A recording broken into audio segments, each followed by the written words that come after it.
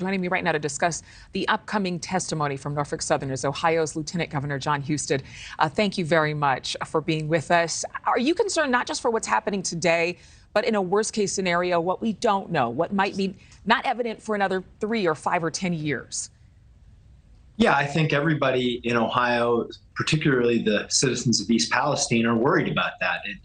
And that's why this hearing, I think, is important to get Norfolk Southern to commit to the long term of this community.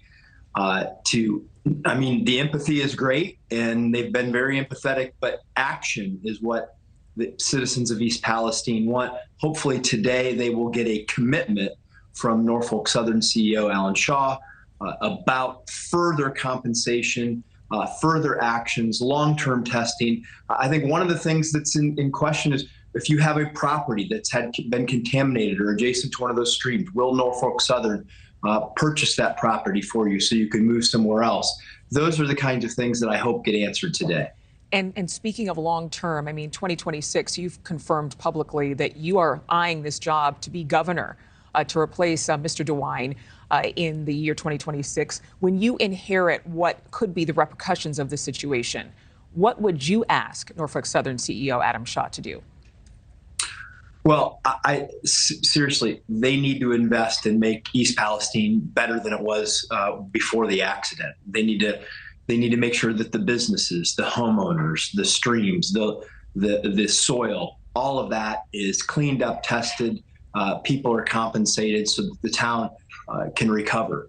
I've heard some good intentions from Norfolk Southern. I think it's really important because the federal government regulates railroads that they commit today in this hearing to all of the safety compensation standards that the people of East Palestine want. And then long term, I think for all of us, it's the commitment to safety, making sure that the tracks are invested in, that the cars are inspected and invested in, that the safety equipment along the railroad, the heat detectors are placed 10 miles apart and functional and constantly checked. All of those things that will prevent the all too common derailments we're having in this country with our railroads. I know that crews are working right now. We saw video of those cars being carted off and they're cleaning up the surrounding area. They're testing the water and the soil. Are you hearing anything positive about their efforts? I know it's easy to say, but what more are you going to do, especially for those residents who aren't sure what's next? But are you hearing anything that is bringing some assurance to those in the community?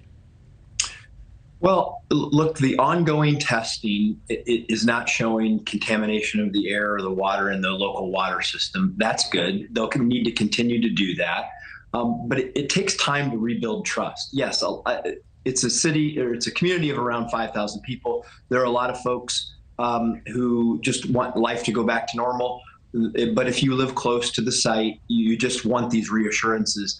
And getting it on the record, getting them to commit to tangible action today in the Senate hearing, I think is very important. And then it will be on all of us in government, whether that's the federal government or state government, to hold them to account for those commitments, because Norfolk Southern needs to pay for this, not the taxpayers of that community, this state, or our nation. Norfolk Southern needs to pay for every penny of this remediation and cleanup in future inspections. And certainly they do have a steep price tag on that. NewsNation, we've had reporters on the ground since day one on this story. We've been covering it pretty extensively.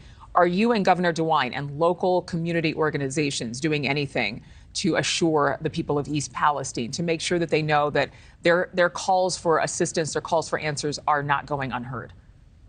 Yeah, we have had people on the ground there from the very beginning. The governor has been there. I've been there. We're not going to leave East Palestine. We're going to be there with them all the way through the cleanup. We continue to push the federal government to open up the remediation or the landfill sites and the disposal sites for the soil and the water, to make sure that we get it out of there as soon as possible. And we're not gonna leave until the job is done. Thank you for watching. Go to newsnationnow.com to find NewsNation on your television provider. And don't forget to click the red subscribe button below to get more of NewsNation's fact-driven, unbiased coverage.